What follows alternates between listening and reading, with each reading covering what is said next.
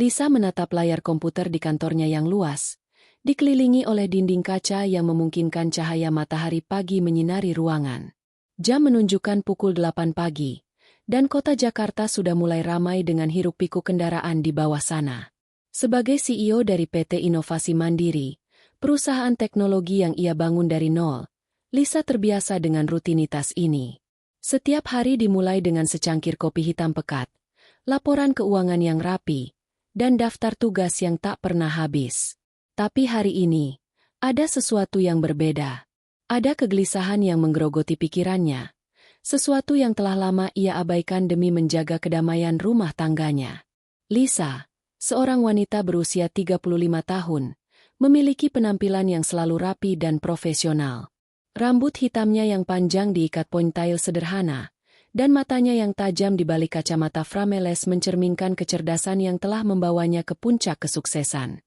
Ia lahir dari keluarga sederhana di pinggiran Jakarta. Ayahnya seorang tukang kayu dan ibunya penjahit rumahan. Sejak kecil, Lisa belajar bahwa kesuksesan bukan datang dari warisan, tapi dari kerja keras.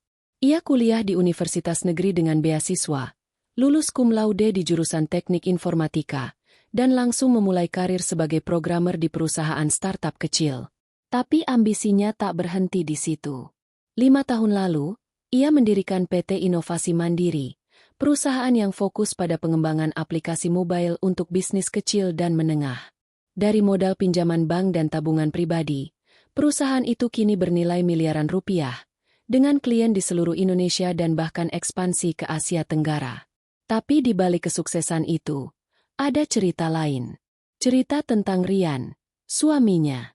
Mereka bertemu 3 tahun lalu di sebuah konferensi bisnis di Bali.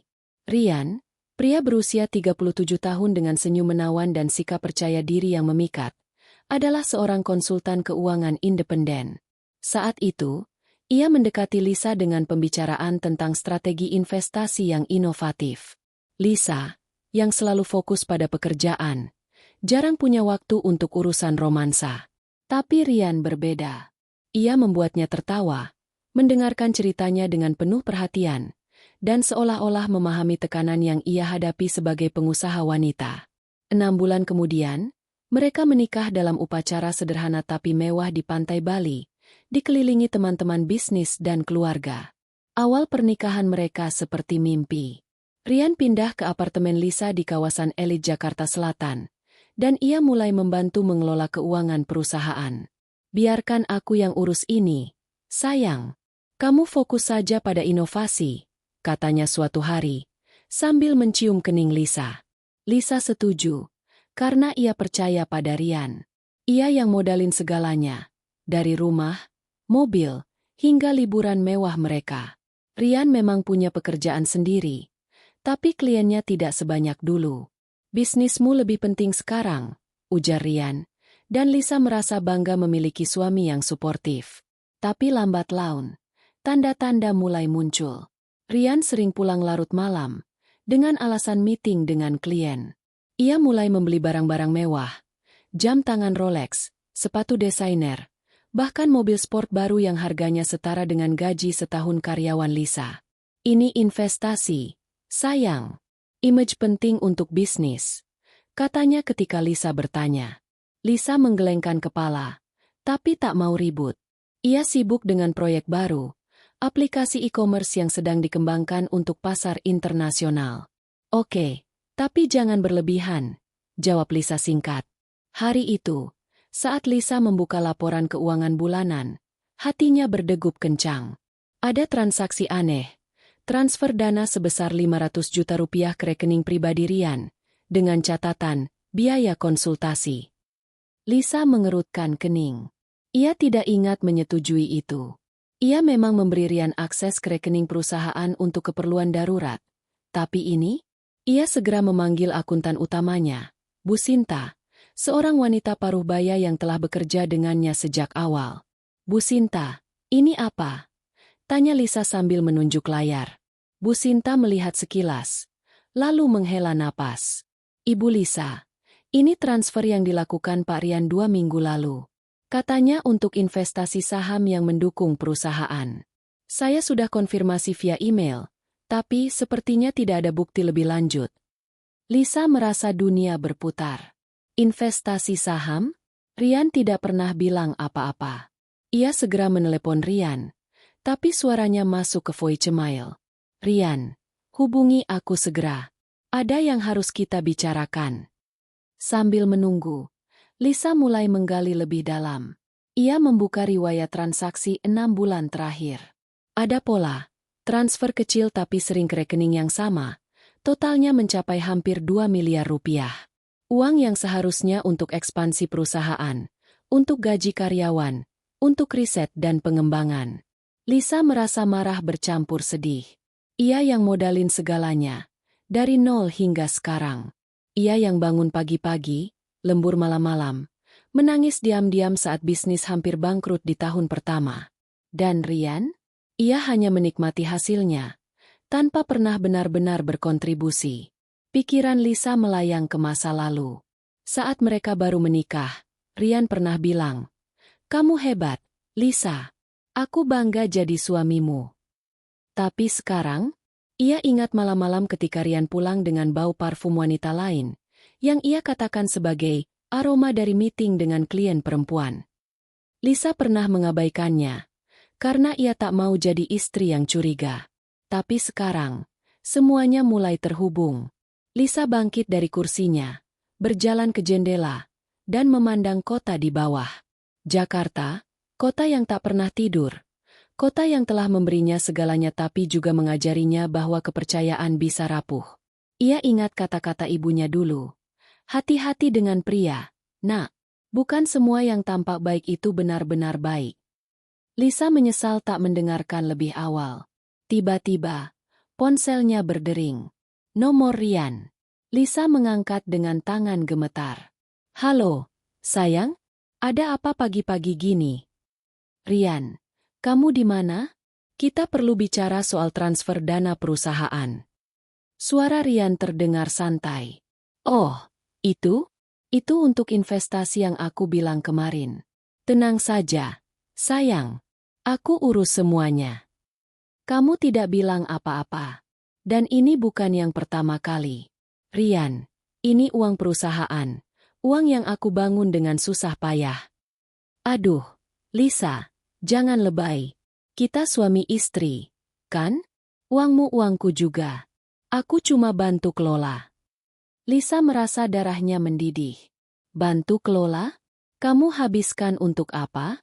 Mobil baru? Jam tangan? Atau mungkin yang lain?" Rian tertawa kecil. "Kamu curiga apa sih? Aku lagi di gym sekarang. Nanti malam kita bicara, ya?" Panggilan ditutup. Lisa melempar ponselnya ke meja. Air mata mulai mengalir. Ia bukan tipe yang mudah menangis. Tapi ini terlalu. Ia yang modalin pernikahan ini, yang bayar semuanya, yang percaya buta. Dan Rian yang nikmatin, tanpa rasa bersalah. Lisa duduk kembali, membuka laptop, dan mulai mencari bukti lebih lanjut. Ia menemukan email dari bank, konfirmasi transfer ke rekening atas nama Rian, dan ada satu lagi, transfer ke rekening wanita bernama Mia, dengan catatan, hadiah ulang tahun. Siapa Mia? Lisa ingat nama itu pernah disebut Rian sebagai klien potensial. Kemarahan membara di dada Lisa. Ia tak akan tinggal diam. Ini awal dari segalanya. Awal dari perjuangan untuk mengambil kembali apa yang miliknya. Tapi untuk sekarang, ia harus tenang. Ia harus rencanakan langkah selanjutnya dengan hati-hati. Lisa menghubungi Bu Sinta lagi. "Bu, tolong bekukan semua akses Rian ke rekening perusahaan. Dan siapkan laporan lengkap. Kita harus selidiki ini lebih dalam." Bu Sinta mengangguk. "Baik, Ibu. Saya dukung Ibu sepenuhnya." Lisa menghela napas panjang. Hari ini, ia sadar bahwa pernikahannya bukan dongeng. Ini realita pahit. Tapi ia Lisa, wanita yang bangun dari nol. Ia tak akan biarkan Rian hancurkan semuanya. Sore itu, Lisa pulang lebih awal. Apartemen mereka di lantai 20. Dengan pemandangan sungai Ciliwung yang mengalir lambat. Rian belum pulang. Lisa membuka lemari Rian, mencari bukti. Di sana, Ia menemukan kwitansi belanja mewah, restoran bintang 5, hotel di Bali, tiket pesawat untuk 2 orang. Nama Mia muncul lagi. Lisa duduk di sofa, memegang kwitansi itu. Air matanya jatuh. Kenapa, Rian? Kenapa kamu lakukan ini? Pintu terbuka. Rian masuk, dengan tas gym di bahu. Sayang, kamu pulang cepat? Ada apa? Lisa berdiri, menunjukkan kwitansi. Ini apa? Mia siapa? Wajah Rian memucat. Itu Clint. Kita meeting di Bali. Bohong. Ini transfer uang perusahaan ke rekeningnya. Rian mendekat, mencoba pegang tangan Lisa. Sayang, dengerin aku. Ini salah paham. Lisa menarik tangannya. Salah paham? Aku yang modalin semuanya. Rian, bisnis ini, rumah ini, hidup kita. Dan kamu nikmatin dengan wanita lain. Rian diam sejenak, lalu marah. Kamu terlalu curiga. Aku juga kerja keras. Kerja keras apa? Habisin uangku. Pertengkaran mereka berlanjut hingga malam. Rian akhirnya tidur di kamar tamu. Lisa terbaring sendirian, memandang langit-langit. Ini awal akhir dari pernikahan mereka. Ia tak akan biarkan Rian lanjutkan ini. Oh tidak, bisa tidak akan kubiarkan, gumam Lisa dalam hati. Kita lihat siapa yang hancur. Lisa duduk di sudut ruang kerjanya, memandang foto pernikahan yang terpajang di meja kecil di sampingnya. Foto itu menangkap momen bahagia di pantai Bali 3 tahun lalu, saat matahari terbenam memancarkan warna oranye keemasan di belakang mereka. Lisa tersenyum lebar dalam gaun putih sederhana, sementara Rian, dengan setelan linen krem, memandangnya penuh cinta. Orang-orang bilang begitu. Tapi kini, melihat foto itu, Lisa merasa seperti sedang menatap 2 orang asing. Bagaimana mungkin cinta yang begitu indah di awal bisa berubah menjadi luka yang begitu dalam? Ia menutup mata, membiarkan pikirannya melayang kembali ke masa-masa ketika segalanya masih terasa seperti mimpi. 3 tahun lalu, Lisa adalah bintang baru di dunia startup Indonesia. PT Inovasi Mandiri baru saja mendapatkan pendanaan seri A, dan Lisa diundang sebagai pembicara di sebuah konferensi teknologi di Nusa Dua, Bali. Ia ingat betul hari itu. Ia mengenakan blazer biru navy dan rok pensil, berbicara tentang potensi aplikasi mobile untuk UMKM di depan ratusan pengusaha dan investor. Pidatonya singkat tapi penuh semangat, dan sorak tepuk tangan menggema di ruangan. Setelah sesi selesai, ia didekati oleh banyak orang, tapi satu wajah yang paling menonjol, Rian. Rian mendekatinya dengan senyum yang seolah menyala. Lisa, pidatomu luar biasa, katanya, mengulurkan tangan. Saya Rian, konsultan keuangan. Saya pikir ide kamu tentang digitalisasi UMKM punya potensi besar. Kita harus ngobrol lebih lanjut. Lisa tersipu. Ia bukan tipe yang mudah terpesona, tapi ada sesuatu dalam cara Rian berbicara, penuh percaya diri, tapi tidak sombong. Mereka akhirnya duduk di kafe hotel, menghabiskan sore itu dengan diskusi tentang teknologi, investasi, dan bahkan mimpi pribadi mereka. Rian bercerita tentang masa kecilnya di Bandung, bagaimana ia bekerja sebagai kurir untuk membantu keluarganya sebelum akhirnya kuliah dan menjadi konsultan. Aku suka orang yang berjuang dari bawah, seperti kamu, katanya, menatap mata Lisa. Itu yang bikin aku yakin kamu akan sukses besar. Hari-hari berikutnya di konferensi itu seperti dongeng. Rian selalu ada di dekatnya, mengajaknya makan malam di tepi pantai, mengantarnya ke sesi-sesi konferensi, dan bahkan membantunya menyempurnakan presentasi untuk investor. Lisa, yang selama ini terlalu sibuk untuk memikirkan cinta, merasa jantungan. Mungkin ini yang orang bilang cinta pada pandangan pertama, pikirnya kala itu. Meski ia tertawa pada dirinya sendiri karena berpikir begitu klise. 6 bulan setelah pertemuan itu, Rian melamar Lisa di sebuah restoran rooftop di Jakarta. Ia berlutut, mengeluarkan cincin sederhana tapi elegan, dan berkata, Lisa, kamu adalah wanita paling luar biasa yang pernah aku temui.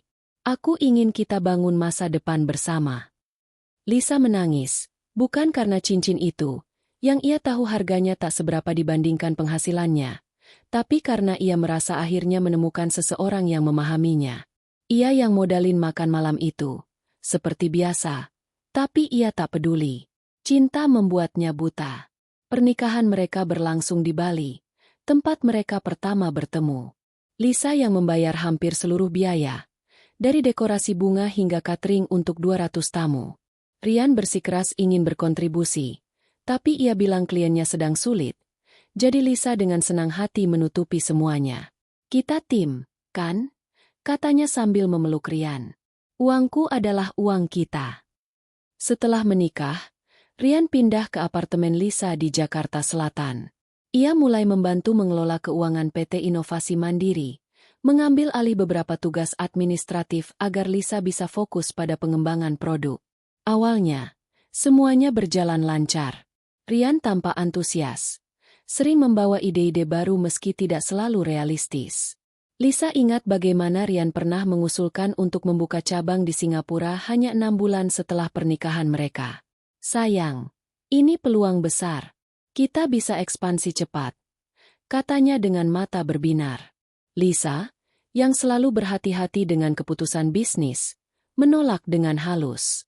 "Kita belum siap, Rian. Dana kita terbatas, dan kita harus fokus di pasar domestik dulu." Rian tersenyum, tapi Lisa mulai melihat kilasan kekecewaan di matanya.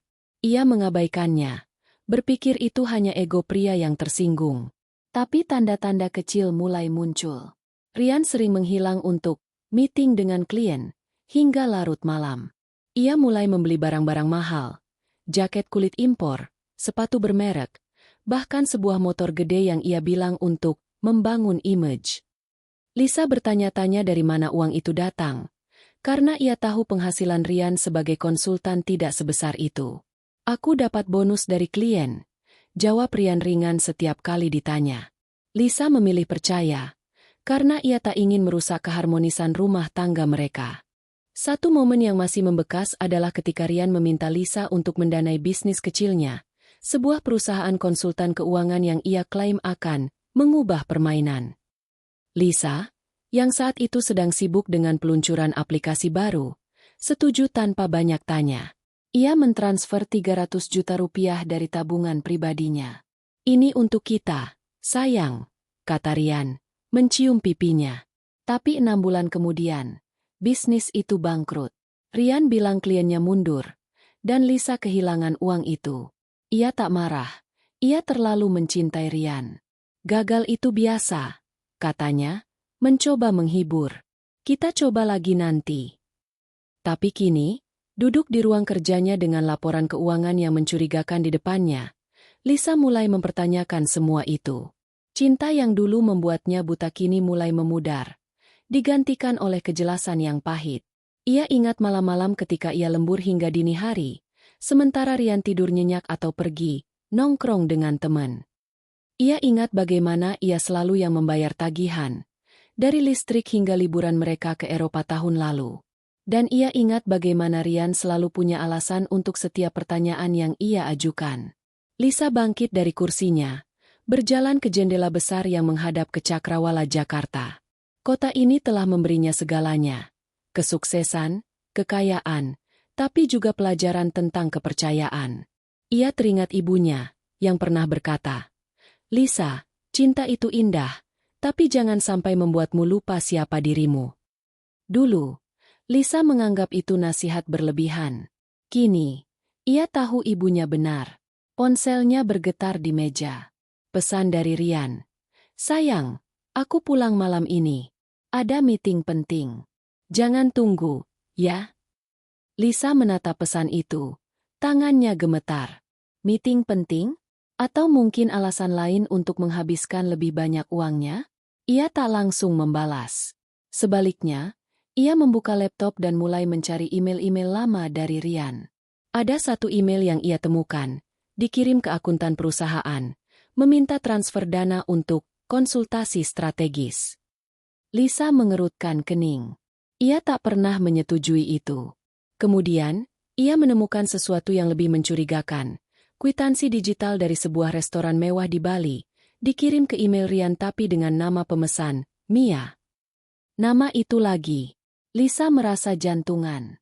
Ia mencoba mengingat apakah Rian pernah menyebut nama itu sebelumnya. Klien. Katanya sekali waktu. Tapi klien seperti apa yang makan malam romantis di Bali? Lisa menutup laptop dengan keras. Napasnya tersengal. Cinta yang dulu begitu membutakan kini terasa seperti belenggu. Ia teringat malam ketika ia dan Rian duduk di tepi pantai setelah lamaran mereka. Aku akan selalu ada untukmu, Lisa, kata Rian, memegang tangannya erat. Tapi kini, janji itu terasa kosong.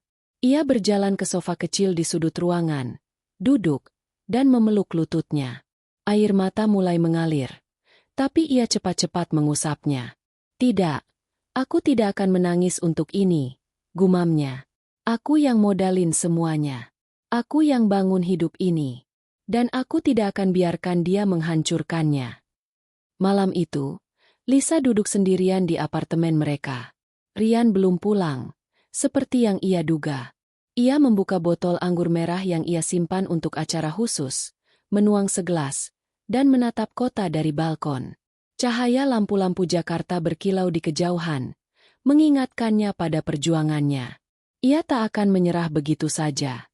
Cinta mungkin telah membutakannya, tapi kini matanya terbuka lebar. Lisa mengangkat gelasnya, seolah bersulang untuk dirinya sendiri. Ini baru permulaan, Rian, katanya dalam hati.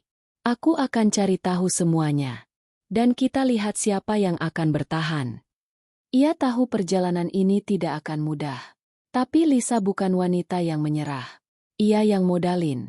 Dan ia yang akan mengambil kembali kendali. Dengan setiap teguk anggur, tekadnya semakin kuat. Cinta yang buta telah berakhir. Kini, saatnya ia melihat dengan jernih. Lisa duduk di kafe kecil di kawasan Tamrin, Jakarta, dengan secangkir espresso yang sudah dingin di depannya. Meja kayu sederhana di sudut kafe ini jadi tempat pelariannya dari hiruk-pikuk kantor dan ketegangan di rumah. Cahaya matahari sore menyelinap melalui jendela, menerangi wajahnya yang penuh tekad, meski di balik matanya tersimpan kelelahan. 2 hari telah berlalu sejak pertengkaran hebat dengan Rian, dan sejak saat itu, Lisa tidak bisa tidur nyenyak. Pikirannya dipenuhi pertanyaan. Siapa Mia? Mengapa Rian mentransfer begitu banyak uang? Dan yang terpenting, apa lagi yang disembunyikan suaminya? Lisa bukan tipe yang membiarkan emosi menguasai logika. Ia tahu, untuk menghadapi situasi ini, ia butuh fakta, bukan hanya dugaan. Setelah pertengkaran malam itu, Rian berusaha meredakan ketegangan dengan kata-kata manis dan janji-janji kosong. Sayang, kamu terlalu stres. Aku cuma coba bantu bisnismu, katanya sambil mencium kening Lisa. Tapi Lisa tidak lagi percaya. Cinta yang dulu membutakannya kini digantikan oleh kewaspadaan. Ia harus tahu kebenaran, dan ia tidak akan menunggu Rian untuk mengakuinya. Pagi ini, Lisa membuat keputusan besar. Ia menghubungi seorang detektif swasta bernama Pak Dedi, yang direkomendasikan oleh seorang kolega di kantor. Pak Dedi, pria berusia akhir 40-an dengan wajah keras namun mata yang tajam, dikenal karena keahliannya menangani kasus-kasus sensitif, terutama yang melibatkan pengkhianatan dalam bisnis atau pernikahan. Lisa memesan meja di kafe ini untuk bertemu dengannya, jauh dari mata-mata kantor atau rumah. Saat jam menunjukkan pukul 3 sore, seorang pria dengan jaket kulit coklat dan topi baseball masuk ke kafe. Ia melirik sekeliling sebelum mendekati meja Lisa. "Ibu Lisa?" tanyanya dengan suara rendah. Lisa mengangguk. "Pak Dedi, silakan duduk." Pak Dedi menarik kursi dan duduk, meletakkan tas kecil di sampingnya. "Terima kasih sudah menghubungi saya. Saya dengar ibu punya masalah yang perlu diselesaikan dengan hati-hati." Lisa menghela napas, lalu menyerahkan sebuah map berisi dokumen yang ia siapkan, salinan laporan keuangan perusahaan, kwitansi yang ia temukan di email Rian, dan daftar transfer mencurigakan. "Saya butuh bantuan untuk menyelidiki suami saya, Rian. Saya curiga dia menyalahgunakan dana perusahaan saya, dan mungkin ada hal lain yang dia sembunyikan." Pak Dedi membuka map itu, meneliti dokumen-dokumen dengan cepat. Matanya menyipit saat melihat jumlah transfer ke rekening atas nama Mia. Ini menarik, gumamnya. Ibu punya dugaan siapa Mia ini? Lisa menggeleng. Rian bilang dia klien. Tapi saya tidak percaya. Klien tidak dapat transfer, hadiah ulang tahun, sebesar 200 juta. Pak Dedi mengangguk, mencatat sesuatu di buku kecilnya. Baik, Ibu. Saya akan mulai dengan melacak rekening ini dan aktivitas Rian. Saya juga akan cek keberadaannya, siapa yang dia temui, dan apa yang dia lakukan. Tapi saya perlu akses ke beberapa informasi tambahan, email, nomor telepon, mungkin akses ke ponsel atau laptopnya jika memungkinkan. Lisa ragu sejenak. Memberikan akses ke ponsel atau laptop Rian terasa seperti pelanggaran privasi. Tapi ia mengingatkan diri sendiri bahwa ini bukan lagi soal cinta, ini soal kebenaran. Saya akan coba, katanya pelan. Tapi tolong, ini harus rahasia. Tidak ada yang boleh tahu, termasuk Rian. Jangan khawatir, Ibu. Diskresi adalah bagian dari pekerjaan saya. Jawab Pak Dedi dengan senyum tipis. Pertemuan itu berakhir dengan cepat. Pak Dedi berjanji akan memberikan laporan awal dalam 3 hari. Lisa pulang ke apartemen dengan perasaan campur aduk. Lega karena akhirnya bertindak, tapi juga cemas tentang apa yang akan ditemukan. Malam itu, Rian pulang lebih awal dari biasanya, membawa sekotak coklat favorit Lisa. Buah damai, katanya sambil tersenyum. Aku tahu kita lagi tegang. Sayang, aku janji akan lebih terbuka soal keuangan. Lisa memaksakan senyum, menerima coklat itu, tapi hatinya dingin. Terima kasih, Rian. Katanya singkat. Ia tahu ini hanya permainan. Rian sedang berusaha menenangkannya. Tapi ia tidak akan terjebak lagi. 2 hari kemudian, Pak Dedi mengirim pesan singkat. Kita perlu bertemu. Saya punya sesuatu. Lisa segera mengatur pertemuan di kafe yang sama. Ketika ia tiba, Pak Dedi sudah menunggu dengan sebuah amplop coklat di tangannya. Ibu siap untuk ini? Tanyanya, suaranya serius. Lisa mengangguk, meski jantungan. Tunjukkan. Pak Dedi membuka amplop dan menyerahkan beberapa foto. Foto pertama menunjukkan Rian masuk ke sebuah apartemen mewah di kawasan Kuningan, bersama seorang wanita berambut panjang dengan gaun merah ketat. Foto kedua memperlihatkan mereka berdua di sebuah restoran, tertawa sambil memegang gelas anggur. Dan foto ketiga, yang membuat jantung Lisa hampir berhenti, menunjukkan Rian mencium wanita itu di dalam mobil sport yang Lisa beli untuknya. Ini Mia, kata Pak Dedi. Mia Saraswati, 28 tahun, bekerja sebagai model dan influencer. Rekening yang ibu sebutkan atas namanya, dan dari data yang saya kumpulkan, dia bukan klien Rian. Mereka punya hubungan personal. Kemungkinan besar sudah berjalan setidaknya 6 bulan. Lisa merasa dunia berputar. Ia menatap foto-foto itu. Tangannya gemetar. Jadi, ini yang dia lakukan dengan uangku. Katanya, suaranya parau. Pak Dedi mengangguk. Ada lagi. Saya cek transaksi ke rekening Mia. Selain hadiah ulang tahun, ada transfer rutin setiap bulan, masing-masing 50-100 juta. Totalnya sudah mencapai hampir 1,5 miliar dalam setahun. Dan dari apa yang saya lihat, Rian juga menggunakan dana perusahaan untuk membiayai gaya hidupnya dengan Mia, liburan, belanja, bahkan sewa apartemen itu. Lisa menutup mata, mencoba menahan air mata. Ia yang modalin semuanya, bisnis, rumah, mobil, bahkan pernikahan mereka. Dan Rian? Ia tidak hanya mengkhianatinya dengan wanita lain, tapi juga mencuri dari mimpinya, dari kerja kerasnya. Bagaimana dia bisa begitu tega? Gumam Lisa, lebih kepada dirinya sendiri. Ibu ingin saya lanjutkan penyelidikan? Saya bisa gali lebih dalam. Mungkin cek apakah ada aset lain yang disembunyikan. Tanya Pak Dedi. Lisa mengangguk. Lanjutkan. Saya ingin tahu semuanya. Setiap detail. Malam itu, Lisa pulang ke apartemen dengan hati yang hancur tapi tekad yang membara. Rian sedang duduk di sofa, menonton televisi dengan santai. Sayang, kamu kelihatan capek. Mau aku pesan makanan? Tanyanya, seolah tak ada yang salah.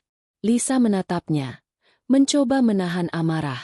Aku baik-baik saja, jawabnya dingin. Lalu masuk ke kamar tidur dan mengunci pintu. Di dalam, ia membuka laptop dan mulai menulis daftar. Semua transfer, semua bukti, semua kebohongan Rian. Ia juga menghubungi Bu Sinta, akuntan perusahaannya, dan meminta laporan keuangan lengkap hingga 3 tahun terakhir. Saya ingin tahu setiap rupiah yang keluar tanpa persetujuan saya, katanya tegas. Keesokan harinya, Lisa memutuskan untuk mengambil langkah berani. Ia pergi ke bank untuk memeriksa rekening perusahaan. Di sana, ia menemukan lebih banyak kejanggalan, transfer ke rekening lain yang tidak terdaftar sebagai vendor resmi, dan beberapa di antaranya atas nama perusahaan fiktif yang sepertinya dibuat Rian untuk menutupi jejak. Total kerugiannya? Hampir 3 miliar rupiah dalam 2 tahun. Lisa pulang dengan kepala penuh rencana. Ia tahu ia tidak bisa langsung menghadapi Rian, belum saat ini. Ia perlu lebih banyak bukti, dan ia perlu melindungi asetnya. Tapi satu hal yang pasti, ia tidak akan membiarkan Rian lolos begitu saja. Malam itu, Rian pulang dengan bau parfum yang sama yang pernah Lisa cium sebelumnya. Ia tersenyum seperti biasa, tapi Lisa melihatnya dengan mata baru. "Kamu dari mana?" tanya Lisa, suaranya datar. "Oh, meeting dengan klien di Kemang. Capek banget," jawab Rian sambil merebahkan diri di sofa. Lisa hanya mengangguk, tapi di dalam hatinya, ia berjanji. "Oh, Rian, aku tahu semua kebohonganmu. Dan aku akan pastikan kamu membayar untuk ini." Saat Rian tertidur, Lisa membuka ponselnya dan mengirim pesan ke Pak Dedi. Lacak setiap gerakan Mia. Dan cari tahu apakah Rian punya rekening atau aset lain yang disembunyikan. Ia lalu menatap foto pernikahan mereka di dinding. "Aku yang modalin, Rian," gumamnya. "Dan aku tidak akan biarkan kamu nikmati ini sendirian. Kita lihat siapa yang hancur." Lisa duduk di meja makan apartemennya yang luas, dikelilingi oleh tumpukan dokumen dan layar laptop yang menampilkan spreadsheet keuangan. Cahaya lampu gantung kristal memantul di permukaan meja marmer, menciptakan suasana yang kontras dengan kegelapan di hatinya. Di luar, Jakarta malam itu hening, hanya suara klakson sesekali dari jalan raya di kejauhan. Sudah 3 hari sejak pertemuan terakhir dengan Pak Dedi, dan fakta-fakta yang ia ungkap tentang Rian serta Mia terus berputar di pikirannya seperti badai yang tak kunjung reda. Lisa tahu ia tidak bisa lagi hanya menunggu atau berharap kebenaran akan memperbaiki dirinya sendiri. Ini saatnya bertindak. Rian sedang tidak di rumah malam ini, seperti biasa, dengan alasan meeting klien, yang kini Lisa tahu hanyalah kebohongan. Ia memanfaatkan waktu ini untuk menyusun strategi. Lisa bukan wanita yang mudah menyerah.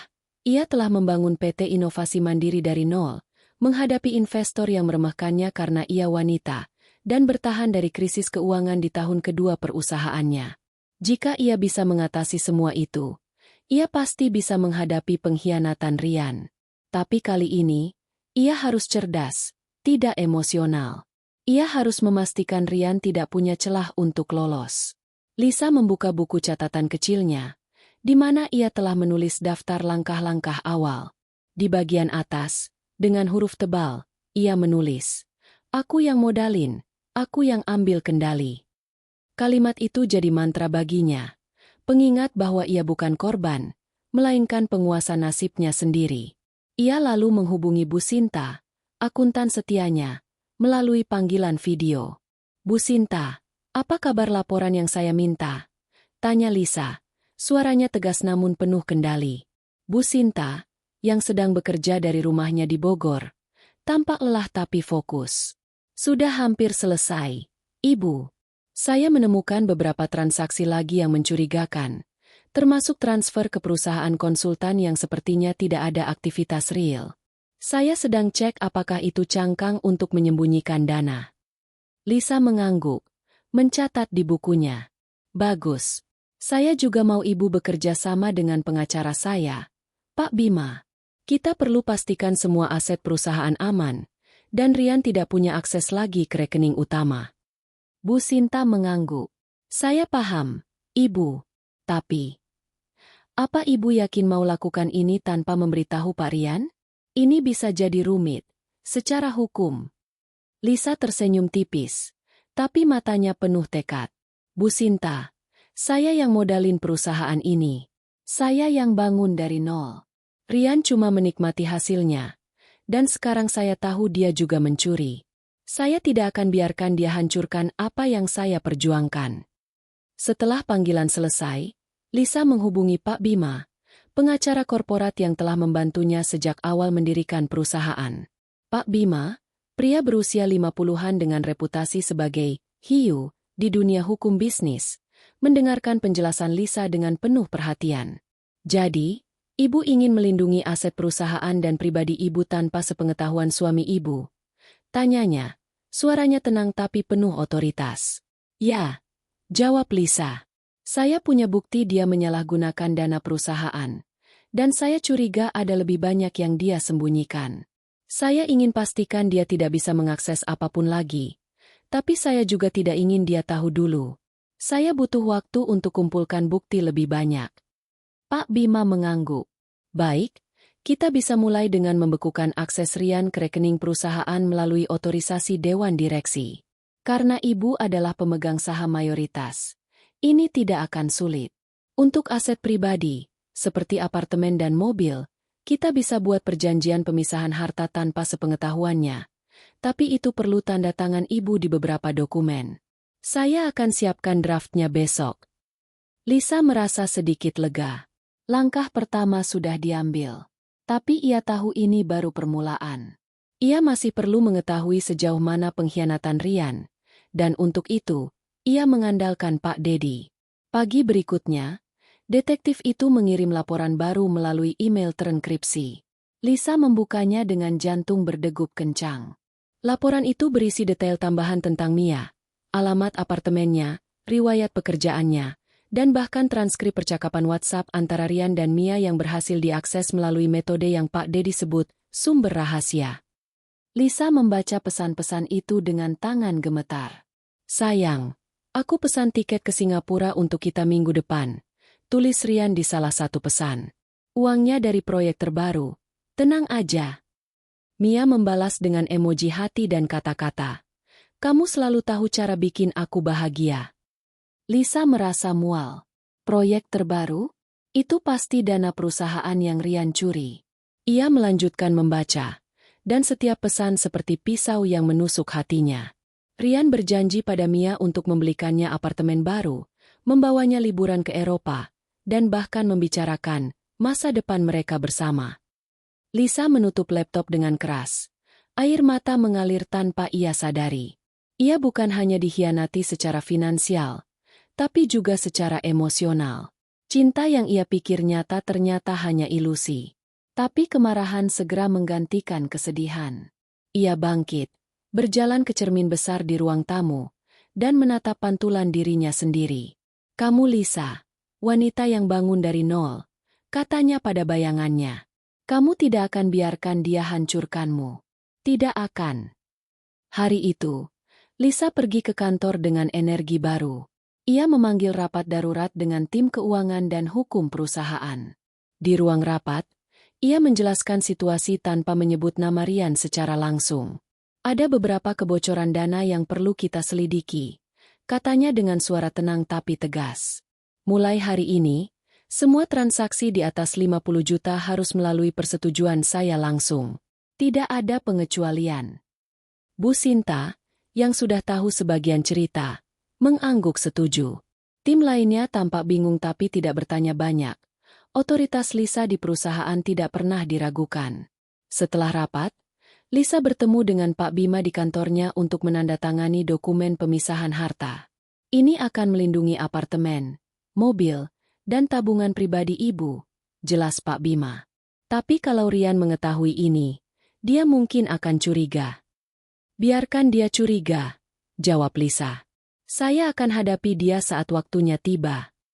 Malam itu, Rian pulang dengan wajah ceria, membawa sekotak kue dari toko favorit Lisa. Sayang, aku kangen quality time sama kamu, katanya sambil memeluk Lisa dari belakang. Lisa menahan diri untuk tidak menarik diri. Ia harus berpura-pura, setidaknya untuk sekarang. Oh, iya? Aku juga, jawab Lisa, memaksakan senyum. Kamu dari mana tadi? Cuma ketemu klien di Senayan. Membosankan, tapi ya gitulah kerja, kata Rian sambil tertawa.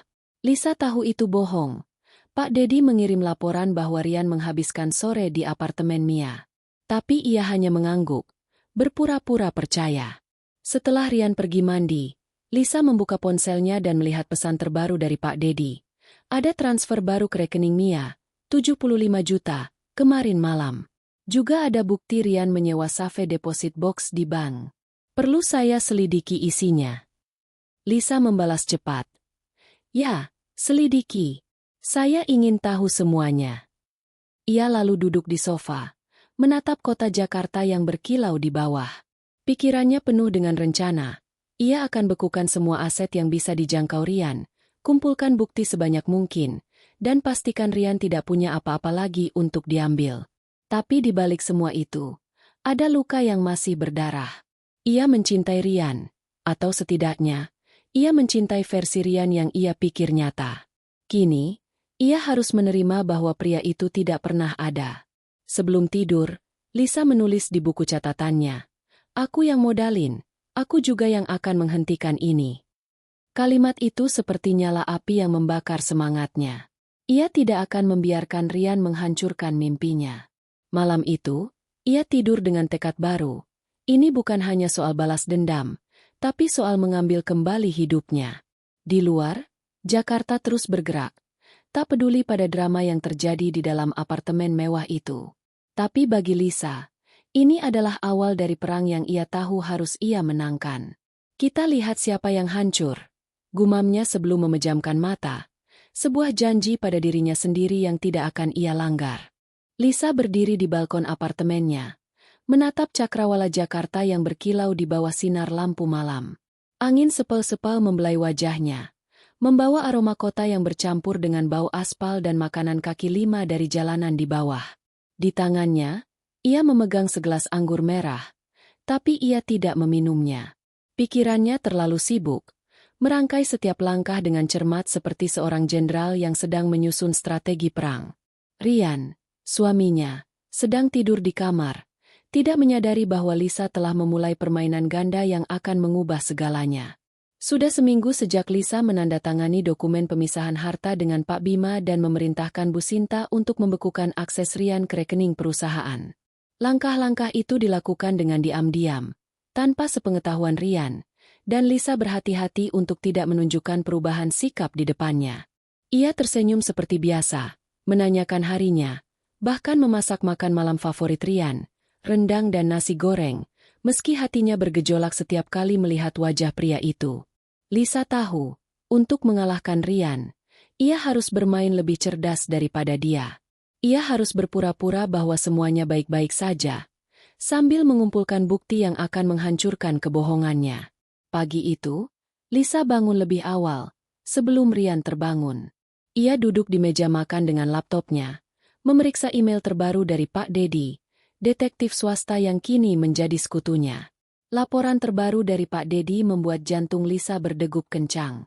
Safe deposit box di bank atas nama Rian berisi dokumen kepemilikan saham perusahaan fiktif dan sejumlah perhiasan emas, tulis Pak Dedi. Saya juga menemukan bahwa Rian berencana menjual saham PT Inovasi Mandiri ke pihak ketiga tanpa sepengetahuan Ibu. Saya sedang lacak identitas pembelinya. Lisa menutup laptop dengan pelan. Tangannya gemetar karena marah. Rian tidak hanya mencuri uangnya, tetapi juga berencana menjual bagian dari perusahaan yang ia bangun dengan keringat dan air mata. PT Inovasi Mandiri adalah mimpinya, hasil dari malam-malam tanpa tidur, pinjaman bank yang nyaris membuatnya bangkrut, dan keberanian untuk melawan dunia yang meragukan seorang wanita di industri teknologi. Dan Rian, pria yang ia pikir mencintainya, ingin merampas itu semua. Lisa menghela napas panjang, menenangkan diri. Ia tidak boleh kehilangan kendali sekarang. Ia mengambil buku catatannya, di mana ia telah menulis langkah-langkah rencananya. Di bawah kalimat, "Aku yang modalin, aku yang ambil kendali." ia menambahkan. Cegah penjualan saham. Amankan mayoritas kendali perusahaan. Ia tahu ini tidak akan mudah, tapi ia punya keuntungan. Ryan tidak tahu bahwa ia sudah tahu. Di kantor, Lisa bergerak cepat. Ia mengadakan rapat tertutup dengan dewan direksi, yang terdiri dari 3 orang, dirinya sendiri, Bu Sinta sebagai direktur keuangan, dan Pak Hasan, seorang investor awal yang selalu mendukung visi Lisa. Di ruang rapat, Lisa menjelaskan situasi dengan hati-hati, tanpa menyebut nama Ryan secara eksplisit. Ada indikasi bahwa seseorang dengan akses internal mencoba menjual saham perusahaan tanpa persetujuan dewan. Katanya, suaranya tenang tapi penuh otoritas. Kita perlu mengamankan kepemilikan saham dan memperketat prosedur transfer. Pak Hasan, pria berusia 60-an dengan pengalaman puluhan tahun di dunia bisnis, mengangguk. Saya setuju. Lisa, kita harus lindungi perusahaan. Apa yang kamu usulkan? Lisa menjelaskan rencananya, mengubah struktur otorisasi saham sehingga setiap penjualan harus melalui persetujuan dewan penuh, dan menunjuk auditor independen untuk memeriksa semua transaksi saham dalam 2 tahun terakhir. Saya juga ingin kita lakukan rapat pemegang saham dalam 2 minggu untuk menegaskan kembali kepemilikan mayoritas saya, tambahnya. Bu Sinta dan Pak Hasan menyetujui tanpa ragu. Lisa adalah tulang punggung perusahaan, dan mereka tahu itu. Setelah rapat, Lisa bertemu dengan Pak Bima di kantornya. Pengacara itu menyerahkan dokumen baru, perjanjian yang memastikan bahwa saham Lisa di PT Inovasi Mandiri tidak bisa dialihkan tanpa persetujuannya, bahkan oleh suami secara hukum. Ini akan memblokir setiap upaya Ryan untuk menjual saham tanpa sepengetahuan ibu, kata Pak Bima. Tapi kita harus bergerak cepat. Jika dia sudah punya pembeli, mereka mungkin akan mencoba menekan. Lisa mengangguk. Lakukan apa yang perlu dilakukan. Saya tidak akan biarkan dia ambil apa yang bukan miliknya. Di rumah, Lisa terus memainkan peran istri yang penuh perhatian. Malam itu, Ryan pulang dengan wajah ceria, membawa sebotol anggur mahal. Sayang, aku dapat deal besar hari ini, katanya sambil mencium pipi Lisa. Kita harus rayakan. Lisa tersenyum, meski hatinya mencelos. Oh, deal apa? Ceritain dong, katanya. Suaranya dibuat manis. Ryan melambai, seolah itu bukan hal besar. Cuma proyek konsultasi dengan investor baru. Mereka tertarik sama visi kita untuk ekspansi perusahaan. Lisa mengangguk. Tapi pikirannya langsung teringat laporan Pak Dedi. Investor baru? Atau pembeli saham yang Ryan coba jual? Ia memutuskan untuk menggali lebih dalam. Keren, sayang.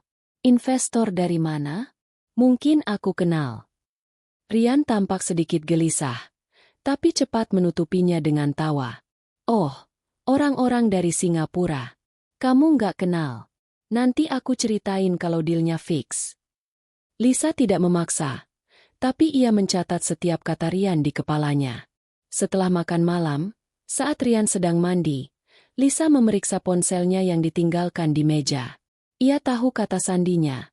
Ryan tidak pernah mengubahnya sejak mereka menikah. Dengan tangan gemetar, ia membuka aplikasi perbankan Ryan dan menemukan konfirmasi transfer baru, 100 juta ke rekening Mia, dengan catatan, untuk apartemen. Lisa mengambil screenshot cepat dan mengirimnya ke email pribadinya sebelum Ryan keluar dari kamar mandi. Malam itu, Lisa tidak bisa tidur. Ia duduk di ruang kerja kecilnya di apartemen, menatap foto-foto dari Pak Dedi yang menunjukkan Ryan dan Mia bersama. Ada satu foto yang paling menyakitkan. Mereka berdua di sebuah kafe. Ryan memegang tangan Mia dengan cara yang dulu ia lakukan pada Lisa. Tapi rasa sakit itu segera berubah menjadi kemarahan. Aku yang modalin semuanya, gumam Lisa. Dan aku yang akan akhiri ini. Keesokan harinya, Lisa bertemu dengan Pak Dedi di sebuah kafe di Sudirman, jauh dari tempat-tempat yang biasa dikunjungi Ryan. Detektif itu membawa laporan baru. Pembeli saham yang Ryan hubungi adalah perusahaan investasi kecil di Singapura, tapi saya curiga itu cuma cangkang. Orang di belakangnya kemungkinan besar adalah kenalan Ryan yang ingin ambil keuntungan dari penjualan cepat. Saya juga menemukan bahwa Ryan menyimpan dokumen-dokumen penting di safe deposit box itu, termasuk kontrak yang bisa membahayakan posisi ibu di perusahaan. Lisa menggenggam cangkir kopinya erat-erat. Apa maksudnya membahayakan? Pak Dedi menyerahkan salinan dokumen yang berhasil ia dapatkan melalui koneksinya di bank. Itu adalah draft kontrak penjualan saham, di mana Rian mencoba menggunakan kuasa yang tidak sah untuk mentransfer 20% saham PT Inovasi Mandiri ke pihak ketiga. Jika berhasil, itu akan melemahkan kendali Lisa atas perusahaan. Lisa merasa darahnya mendidih, tapi ia menahan diri. Bisakah kita hentikan ini? Tanyanya. Bisa, jawab Pak Dedi. Tapi ibu harus bertindak cepat. Saya sarankan ibu segera laporkan ini ke otoritas keuangan perusahaan dan ajukan pembekuan sementara pada semua transaksi saham. Lisa mengangguk. Lakukan apa yang perlu dilakukan.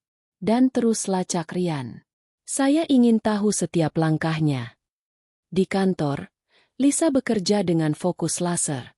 Ia menghubungi otoritas keuangan perusahaan dan mengajukan audit darurat untuk semua transaksi saham. Ia juga meminta Pak Bima untuk menyiapkan gugatan hukum cadangan jika Rian mencoba melawan. Setiap langkah dihitung dengan cermat, seperti gerakan catur. Lisa tahu ia tidak bisa membuat kesalahan. Malam itu, Rian pulang dengan bau parfum yang sama yang Lisa kini tahu milik Mia. Ia berusaha memeluk Lisa, tapi ia menghindar dengan halus. "Aku capek, Rian," katanya. Suaranya dibuat lelah. "Hari ini sibuk banget." Rian mengangguk, tapi matanya menunjukkan sedikit kecurigaan. "Kamu baik-baik aja, sayang? Kok kayak agak beda?" Lisa tersenyum tipis. "Cuma stres kerja. Kamu tahu kan, perusahaan lagi banyak proyek." Rian tampak lega, dan Lisa tahu ia berhasil menipu untuk sementara. Tapi di dalam hatinya, ia berjanji. "Oh, Rian, kamu pikir kamu pintar. Tapi kita lihat siapa yang menang di permainan ini." Sebelum tidur, Lisa menulis di buku catatannya. "Permainan sudah dimulai. Aku yang modalin, dan aku yang akan akhiri." Ia menutup buku itu, mematikan lampu, dan berbaring di samping Rian, yang sudah tertidur. Di kegelapan, ia tersenyum kecil. Permainan ganda ini baru saja dimulai. Dan Lisa bertekad untuk menjadi pemenangnya. Lisa duduk di ruang kerjanya yang luas, dikelilingi oleh dinding kaca yang memantulkan cahaya pagi Jakarta. Layar laptop di depannya menampilkan laporan terbaru dari Bu Sinta, akuntan setianya, yang merinci setiap transaksi mencurigakan yang dilakukan Rian selama 2 tahun terakhir. Total kerugian perusahaan kini mencapai lebih dari 4 miliar rupiah, sebuah angka yang membuat jantung Lisa berdegup kencang. Bukan hanya karena besarnya jumlah, tetapi karena pengkhianatan yang tersembunyi di baliknya.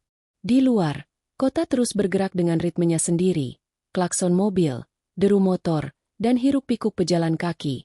Tapi di dalam ruangan ini, Lisa sedang mempersiapkan langkah besar dalam pertarungan yang ia tahu akan menentukan masa depan perusahaannya dan hidupnya.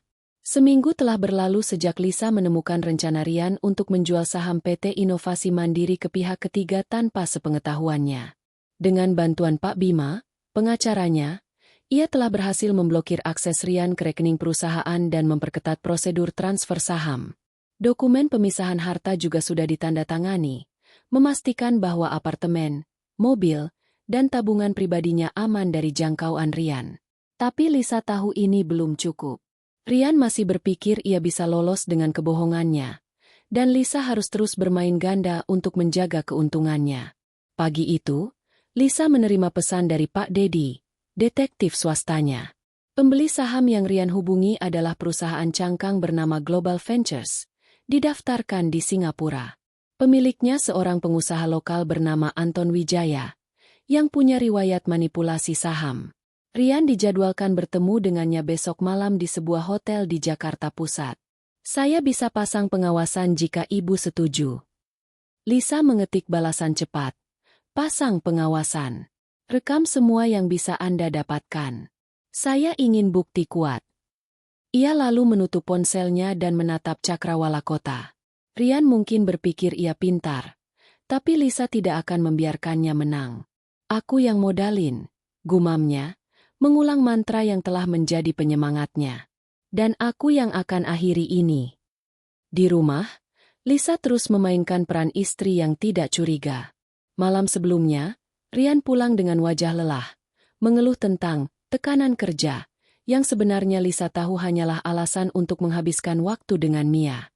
Sayang, aku mungkin harus ke Singapura minggu depan, katanya sambil menyantap makan malam yang Lisa masak.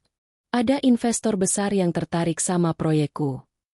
Lisa mengangguk, memaksakan senyum. Keren, sayang. Proyek apa? Ceritain dong.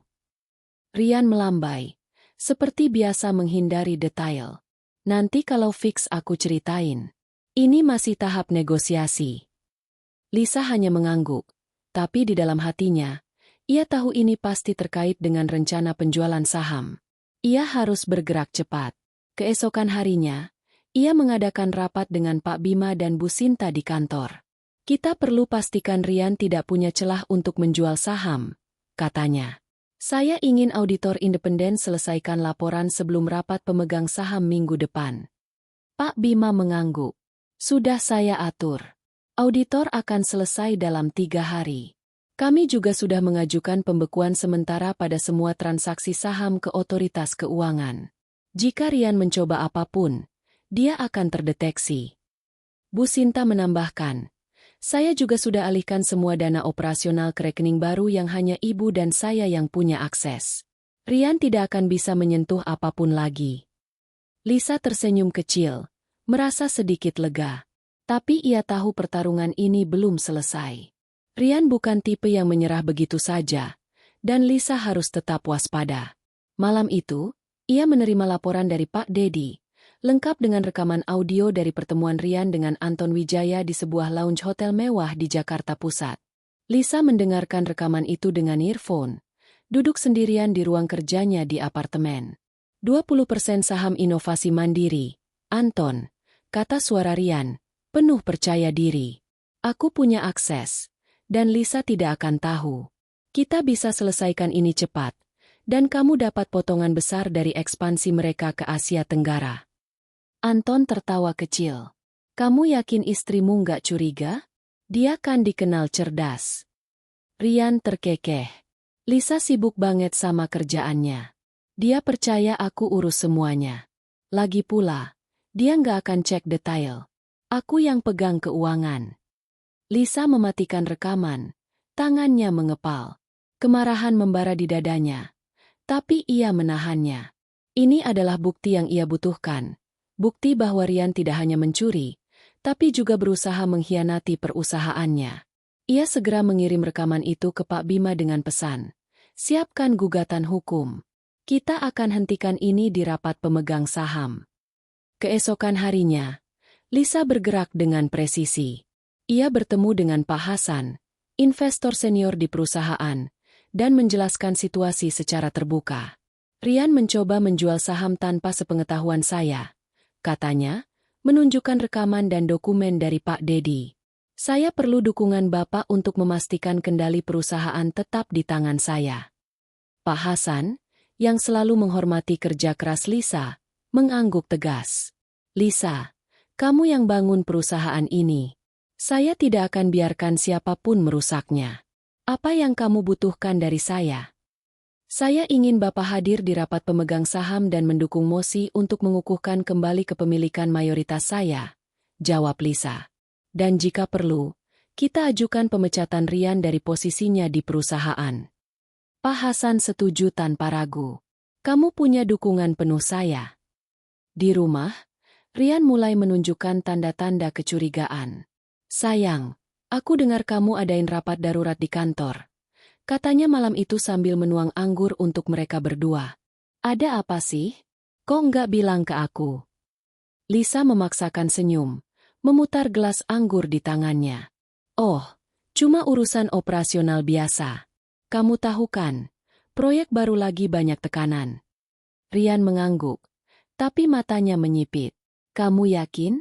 Aku dengar dari teman di kantor. Kayaknya ada audit besar-besaran. Lisa merasa jantungan, tapi ia tetap tenang. Audit itu normal. Rian, kita kan perusahaan besar sekarang, harus transparan. Ia menatap mata Rian, mencoba membaca reaksinya. Rian tersenyum, tapi ada ketegangan di wajahnya. Malam itu, setelah Rian tertidur, Lisa memeriksa laptopnya yang ditinggalkan di ruang tamu.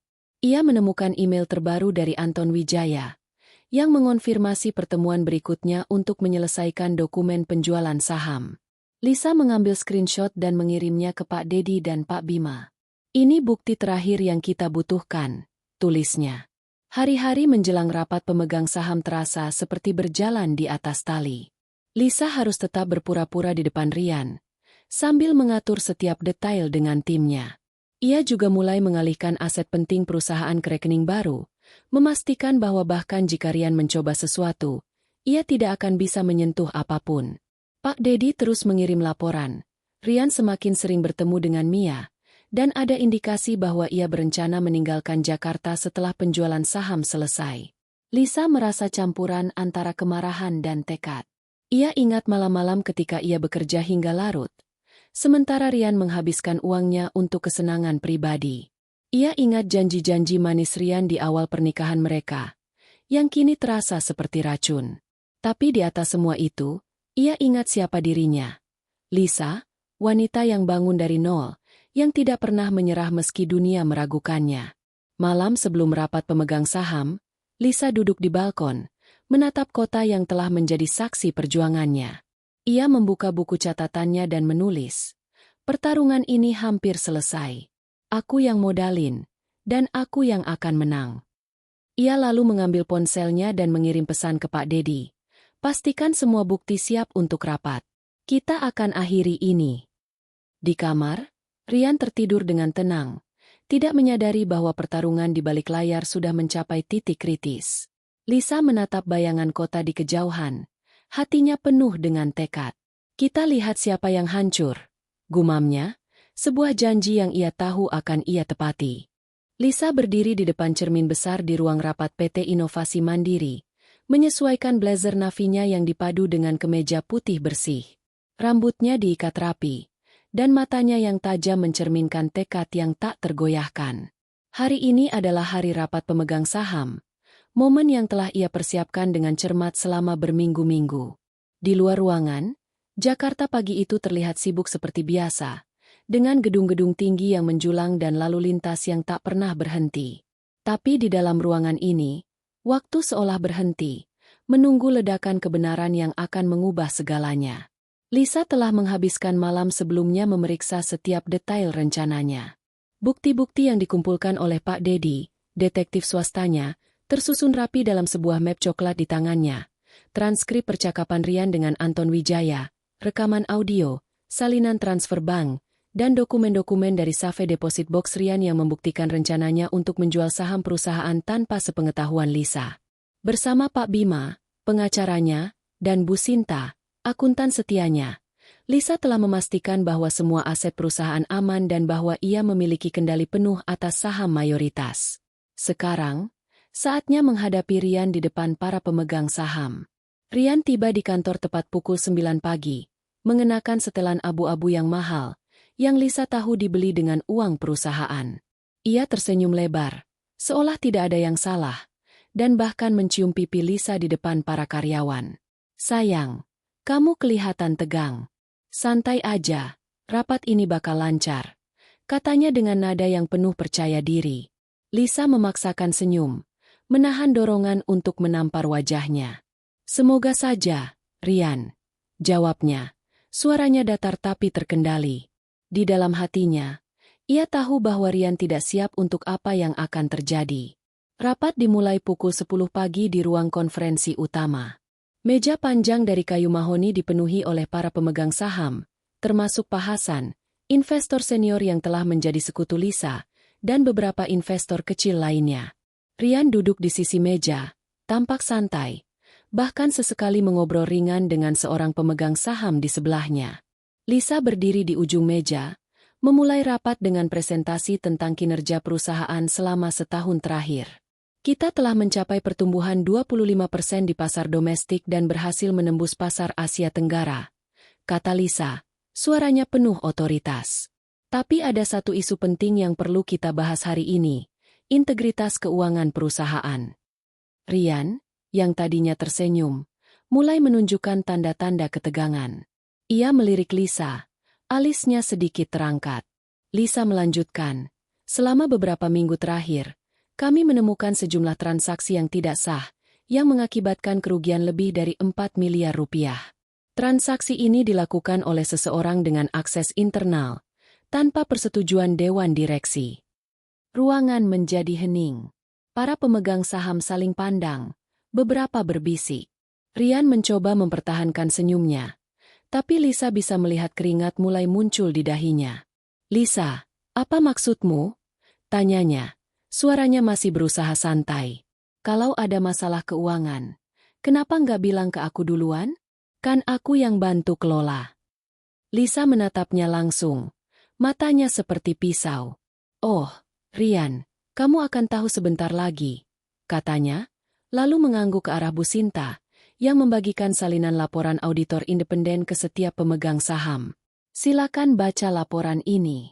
Di dalamnya, kalian akan menemukan bukti transfer dana perusahaan ke rekening pribadi, termasuk rekening seorang individu bernama Mia Saraswati, yang bukan klien atau mitra resmi perusahaan." Wajah Ryan memucat. Ia membuka laporan itu dengan tangan gemetar, mencoba membaca dengan cepat. "Lisa, ini salah paham," katanya. Suaranya mulai goyah. "Mia itu klien. Aku sudah bilang kan." Lisa mengabaikannya dan menyalakan proyektor. Layar besar di ruang rapat menampilkan transkrip percakapan Ryan dengan Anton Wijaya, yang diketik rapi untuk memudahkan pembacaan. Ini adalah percakapan antara Ryan dan seorang pengusaha bernama Anton Wijaya, yang berencana membeli 20% saham PT Inovasi Mandiri tanpa sepengetahuan Dewan. Dalam percakapan ini, Ryan dengan jelas menyatakan bahwa saya, sebagai CEO dan pemegang saham mayoritas, tidak akan tahu tentang transaksi ini. Murmur kejutan terdengar di ruangan. Pak Hasan menggelengkan kepala. Wajahnya penuh kekecewaan. Ryan bangkit dari kursinya, mencoba membela diri. "Ini bohong. Lisa, kamu memutarbalikkan fakta. Aku cuma coba cari investor baru untuk perusahaan." Lisa tidak goyah. Ia menekan tombol di laptopnya, dan rekaman audio dari pertemuan Ryan dengan Anton mulai diputar.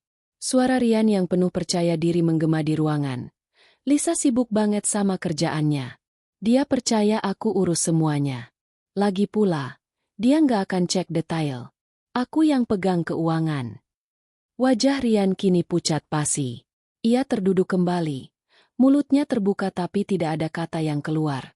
Para pemegang saham menatapnya dengan campuran kaget dan jijik. Pak Hasan akhirnya angkat bicara.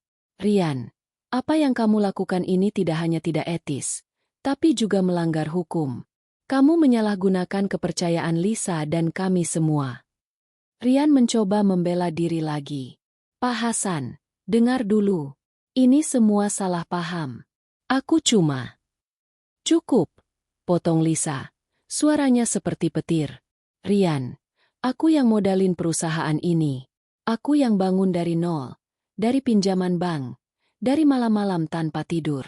Kamu cuma menikmati hasilnya, mencuri dari mimpiku, dan sekarang mencoba menjual apa yang bukan milikmu." Ruangan hening total. Ryan menunduk, tidak mampu menatap mata Lisa. Lisa melanjutkan.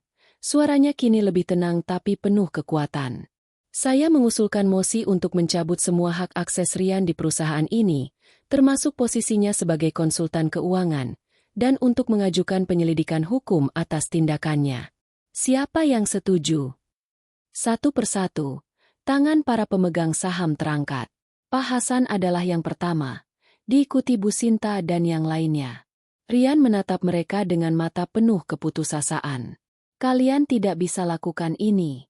Aku suami Lisa. Ini perusahaan kita berdua." Lisa tersenyum dingin. "Perusahaan ini milikku. Ryan, kamu cuma penumpang. Dan sekarang, perjalananmu di sini selesai." Rapat berakhir dengan keputusan bulat. Ryan diberhentikan dari semua posisi di perusahaan, dan kasusnya akan dilaporkan ke otoritas hukum. Lisa juga mengumumkan bahwa ia akan mempertahankan kendali mayoritas saham, dengan dukungan penuh dari Dewan. Saat rapat selesai, para pemegang saham mendekati Lisa, menawarkan dukungan dan kekaguman atas keberaniannya. Pak Hasan memegang bahunya dengan lembut. "Kamu wanita hebat, Lisa. Kami percaya padamu." Rian, yang masih duduk di kursinya, tampak hancur. Ia mencoba mendekati Lisa setelah ruangan kosong, tapi Lisa mengangkat tangan. "Jangan, Rian. Kita selesai." "Lisa, dengar aku dulu," katanya. Suaranya memohon. "Aku salah, tapi aku cuma mau yang terbaik buat kita." Lisa menatapnya dengan mata penuh kebencian. "Yang terbaik buatmu? Maksudmu? Aku yang modalin, Rian. Dan aku yang akan akhiri ini. Pergi dari hidupku." Rian pergi dengan kepala tertunduk, meninggalkan ruang rapat dalam keheningan. Lisa berdiri sendirian, memandang map bukti di tangannya. Ia merasa lega, tapi juga kosong. Kebenaran telah meledak, dan Rian telah kehilangan segalanya di depan mata semua orang. Tapi perjuangan Lisa belum selesai. Ia tahu Rian mungkin akan mencoba membalas, dan ia harus siap. Malam itu, Lisa duduk di balkon apartemennya, menatap kota yang berkilau. Ia membuka buku catatannya dan menulis. Kebenaran sudah terungkap. Sekarang, saatnya membangun kembali. Ia tahu luka di hatinya masih ada, tapi ia juga tahu bahwa ia lebih kuat dari sebelumnya. "Kita lihat siapa yang hancur," gumamnya, sebuah janji yang kini terasa lebih nyata dari sebelumnya. Lisa duduk di ruang kerjanya, menatap layar laptop yang menampilkan artikel berita terbaru tentang PT Inovasi Mandiri. Judulnya sederhana namun memuaskan. CEO Lisa Hartono perkuat kendali perusahaan setelah skandal keuangan terungkap. Artikel itu tidak menyebut nama Rian secara eksplisit, tapi siapapun yang mengenal situasi internal perusahaan tahu siapa yang dimaksud.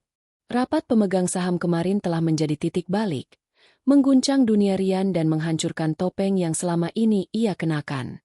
Lisa merasa lega, tapi juga waspada.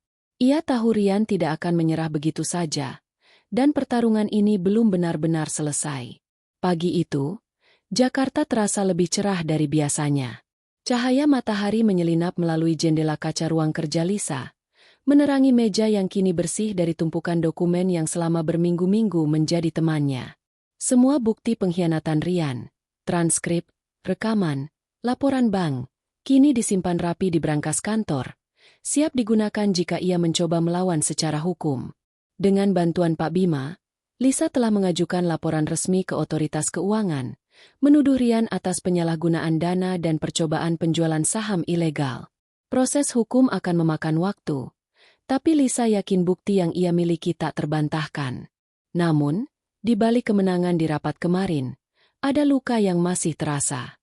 Lisa tidak bisa melupakan wajah Rian saat ia diusir dari ruang rapat. Ekspresinya yang bercampur antara keputusasaan dan kemarahan. "Kamu tidak bisa lakukan ini, Lisa," teriaknya sebelum meninggalkan ruangan. Tapi kata-katanya hanya bergema di telinga para pemegang saham yang sudah kehilangan kepercayaan padanya. Lisa tahu Rian akan mencoba membalas, dan ia harus siap. Hari ini, Lisa menerima pesan dari Pak Dedi, detektif swastanya. Rian terlihat di apartemen Mia kemarin malam. Dia tampak marah, mungkin karena berita di media. Saya juga dengar dia mencoba hubungi beberapa kontak di dunia bisnis untuk menyebarkan cerita bahwa ibu yang salah kelola perusahaan. Perlu saya lacak lebih jauh. Lisa mengetik balasan cepat. Lacak. Cari tahu siapa yang dia hubungi dan apa yang dia katakan. Saya tidak mau dia punya ruang untuk memutarbalikkan fakta. Ia lalu menutup ponsel dan menghela napas panjang. Rian, seperti yang ia duga, tidak akan pergi dengan tenang. Ia akan mencoba menyerang reputasi Lisa, mungkin bahkan mencari cara untuk mendapatkan kembali pengaruhnya. Tapi Lisa tidak akan membiarkannya. Di rumah, suasana terasa berbeda. Lisa telah meminta Rian untuk pindah dari apartemen, tapi ia belum melakukannya. Malam sebelumnya, ia pulang dengan wajah muram, mencoba meminta maaf. "Lisa, aku tahu aku salah," katanya. Suaranya lembut tapi penuh kepalsuan. "Tapi kita kan suami istri. Kita bisa selesaikan ini bersama.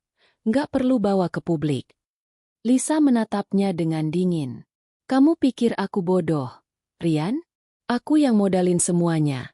Perusahaan, rumah ini, hidup kita. Dan kamu? Kamu cuma mengkhianati aku. Pergi dari sini sebelum aku seret kamu ke pengadilan. Rian tidak menjawab, hanya menunduk dan masuk ke kamar tamu. Lisa tahu ia sedang merencanakan sesuatu, dan ia tidak akan lengah. Pagi ini, ia menghubungi Pak Bima untuk memastikan proses hukum berjalan lancar. Saya ingin dia tidak punya apa-apa lagi untuk diambil, katanya tegas. Bisakah kita pastikan semua aset yang dia gunakan, mobil, rekening, apapun, dikembalikan ke perusahaan atau ke saya? Pak Bima mengangguk melalui panggilan video. Kita bisa ajukan klaim atas aset yang dibeli dengan dana perusahaan. Mobil sport itu, misalnya, jelas dibeli dengan transfer yang tidak sah. Saya juga sedang menyiapkan gugatan perdata untuk pengembalian dana yang dia curi. Tapi, Ibu Lisa, saya harus ingatkan, ini bisa jadi panjang dan emosional. Rian mungkin akan coba mainkan kartu, suami yang disakiti, di depan publik. Lisa tersenyum tipis. Biarkan dia coba. Aku punya bukti, dan aku punya kebenaran.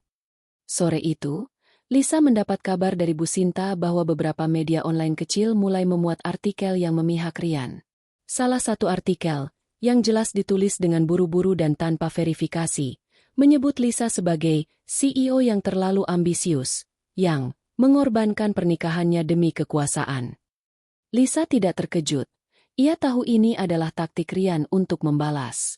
Ia segera menghubungi tim PR perusahaannya dan meminta mereka merilis pernyataan resmi yang menjelaskan fakta, bahwa PT Inovasi Mandiri sedang membersihkan korupsi internal dan bahwa Lisa, sebagai CEO, berkomitmen untuk melindungi kepentingan pemegang saham. Pernyataan itu menyebar dengan cepat, didukung oleh reputasi Lisa sebagai pengusaha yang jujur dan visioner.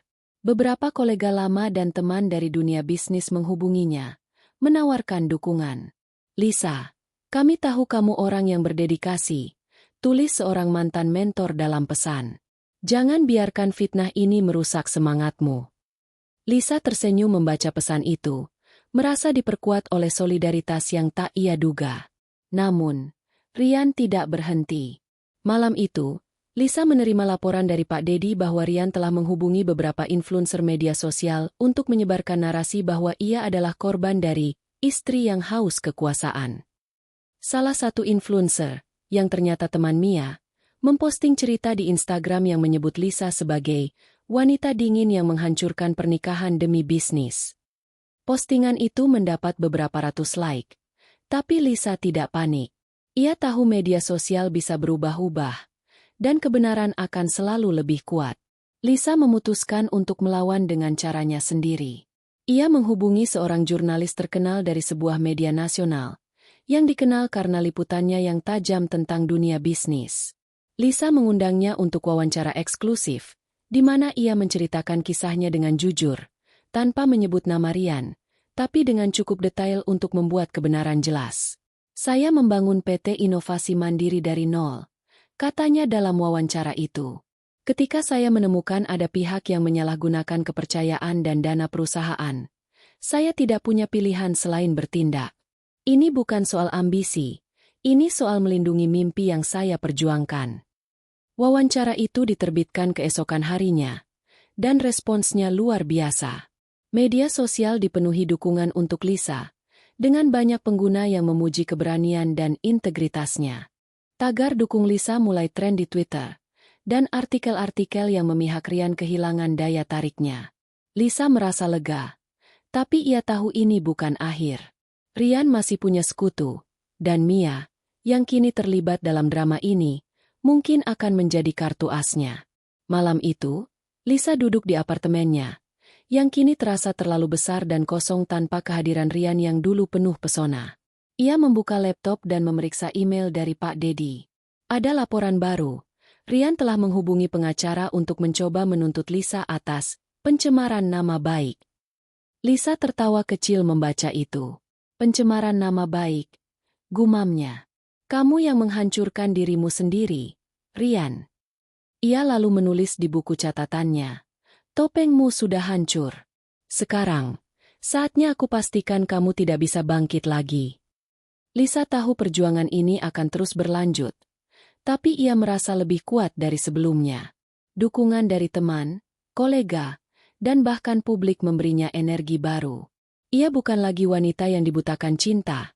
Ia adalah Lisa, pengusaha yang bangkit dari nol, yang tidak akan membiarkan siapapun merampas mimpinya. Sebelum tidur, Lisa berdiri di balkon, menatap kota Jakarta yang berkilau. Angin malam membawa aroma hujan yang akan datang, dan Lisa merasa seperti badai dalam dirinya telah mereda, meski hanya sementara. Aku yang modalin, katanya pada dirinya sendiri. Suaranya penuh tekad. Dan aku yang akan menang. Kita lihat siapa yang hancur. Rian. Lisa berdiri di podium sebuah ballroom megah di Hotel Bintang 5 di Jakarta Pusat, dikelilingi oleh ratusan tamu yang terdiri dari pengusaha, investor, dan tokoh media. Cahaya lampu kristal memantul di gaun hitam elegan yang ia kenakan, memberikan aura percaya diri yang tak terbantahkan. Malam ini adalah acara penghargaan tahunan untuk pengusaha wanita Indonesia, dan Lisa dinobatkan sebagai pengusaha wanita inspiratif tahun ini, atas keberhasilannya memimpin PT Inovasi Mandiri melalui badai skandal yang melibatkan Rian. Sorak tepuk tangan menggema di ruangan saat namanya disebut, dan Lisa tersenyum. Tapi di balik senyum itu, ada perjalanan panjang yang penuh luka dan perjuangan. 2 bulan telah berlalu sejak rapat pemegang saham yang mengguncang dunia Rian. Sejak saat itu, hidup Lisa berubah drastis.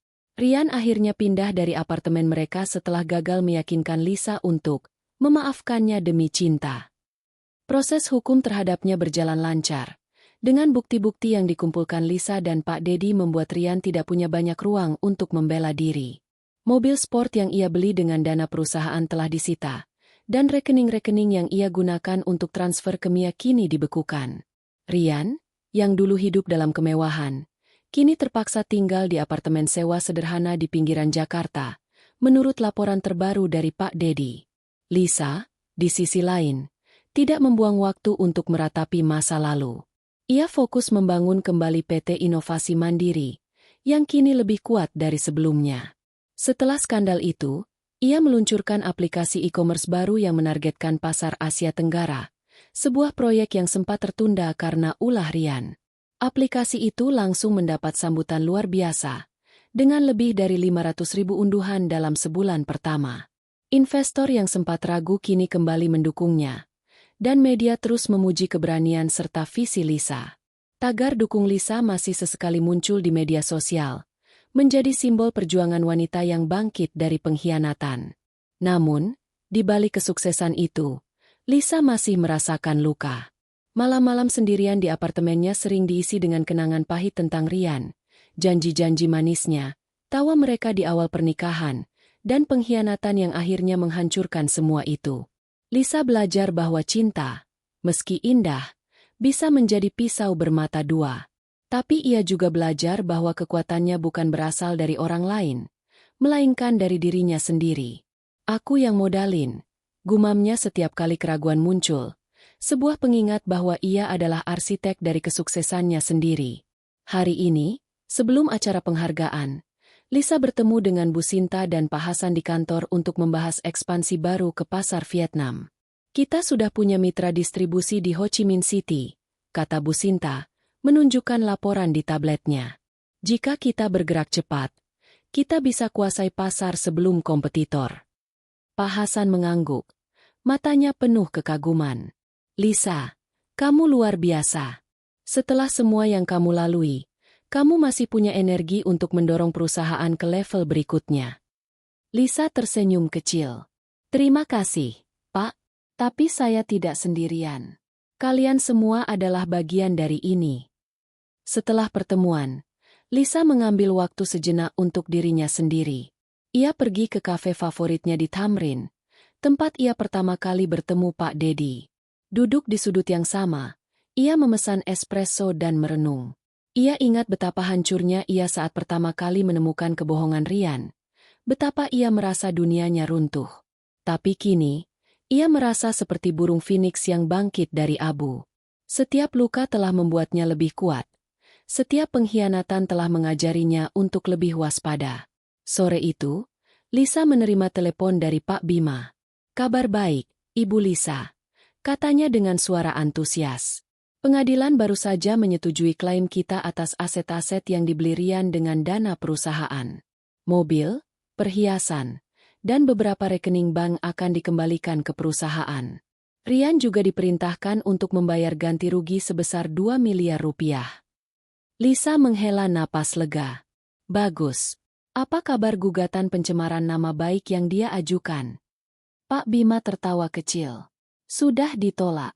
Hakim bilang bukti kita terlalu kuat, dan klaim Rian tidak berdasar. Dia tidak punya apa-apa lagi untuk melawan." Lisa tersenyum, merasa beban di pundaknya sedikit berkurang. "Terima kasih, Pak Bima.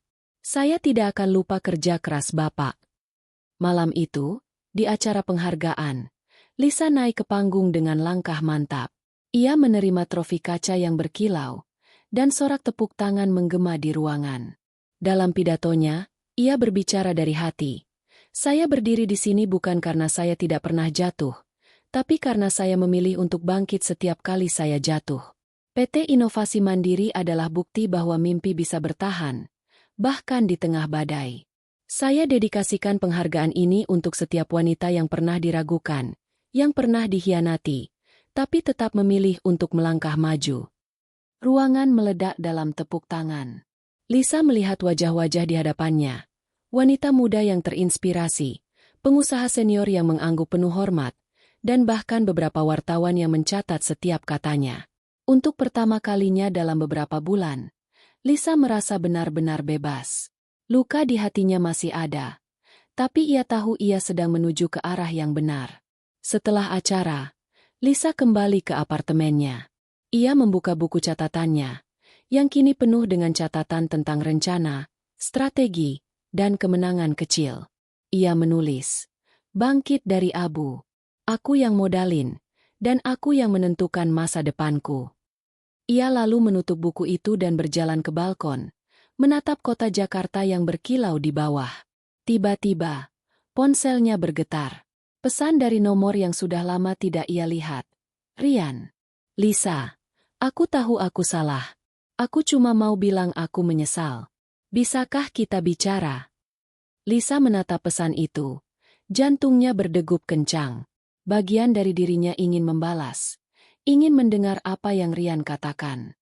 Tapi kemudian ia teringat semua kebohongan, semua pengkhianatan, dan semua malam ketika ia menangis sendirian. Ia menghapus pesan itu tanpa membalas, lalu memblokir nomor Rian. Ia bukan lagi Lisa yang dulu, yang dibutakan cinta. Ia adalah Lisa yang baru, yang telah bangkit dari abu pengkhianatan. "Kita lihat siapa yang hancur," gumamnya. Suaranya penuh kekuatan. Angin malam membelai wajahnya. Dan untuk pertama kalinya dalam waktu yang lama, Lisa merasa damai.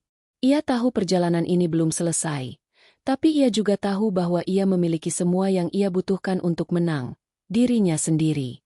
Lisa duduk di tepi ranjang di kamar tidurnya, memandang kotak kecil berisi perhiasan yang dulu diberikan Rian sebagai hadiah ulang tahun pertamanya setelah mereka menikah.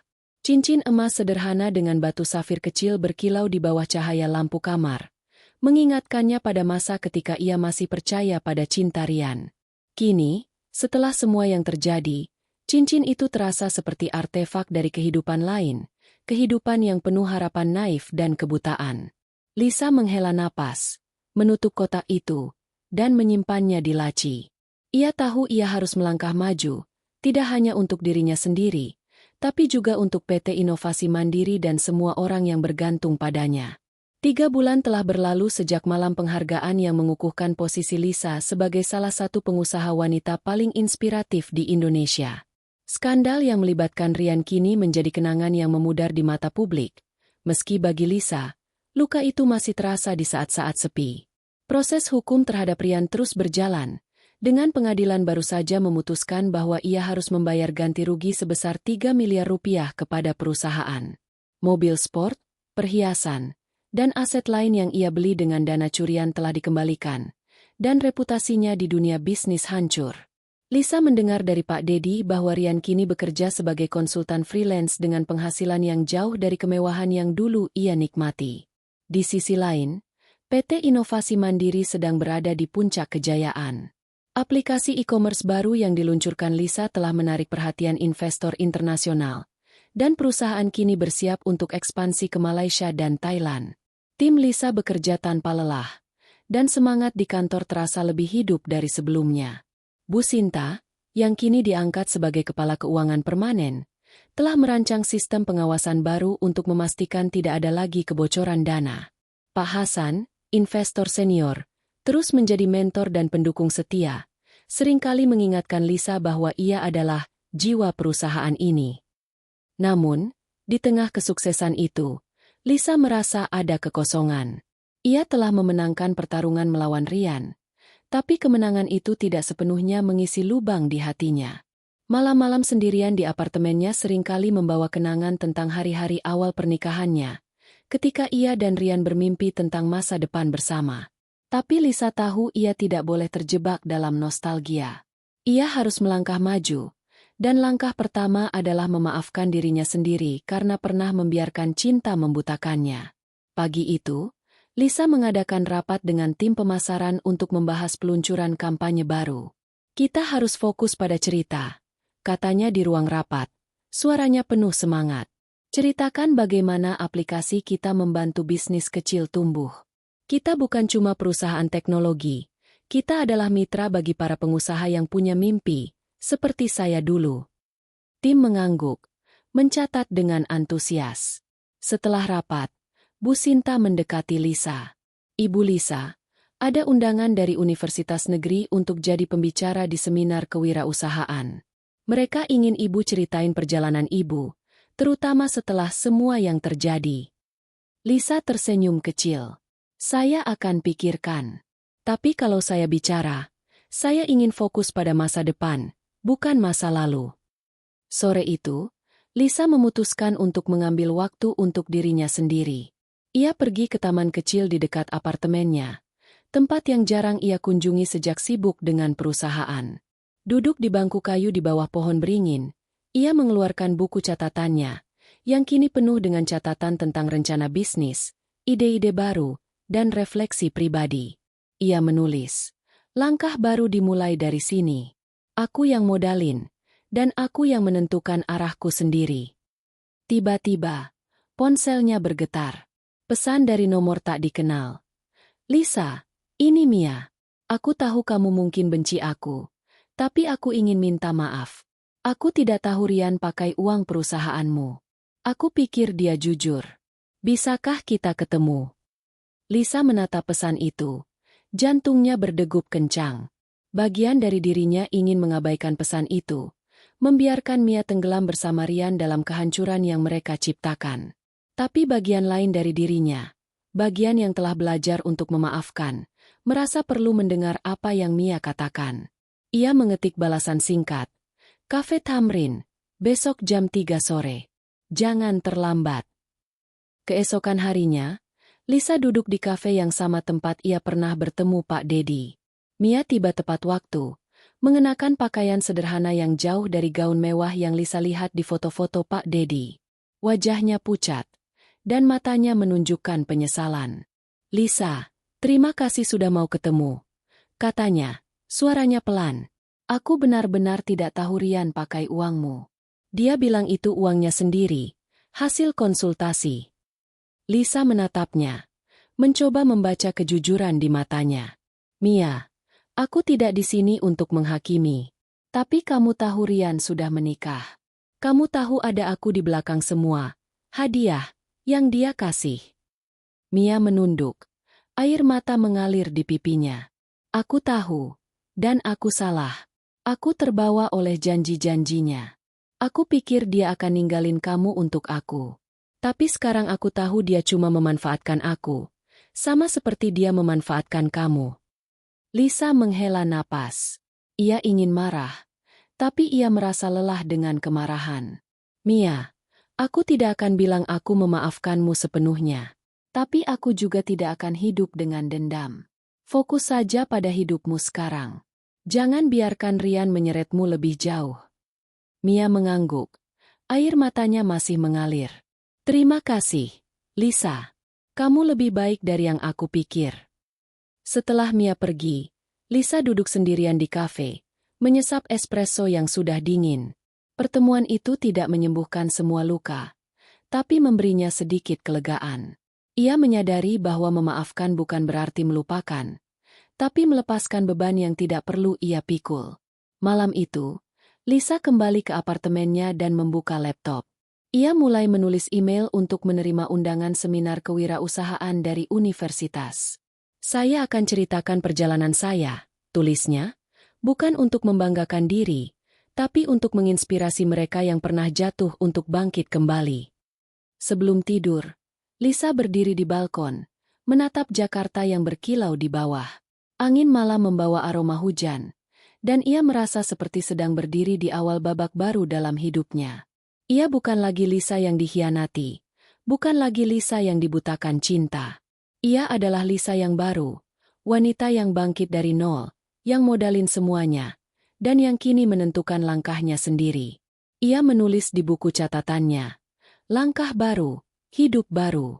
Aku yang modalin, dan aku yang akan menulis akhir ceritaku.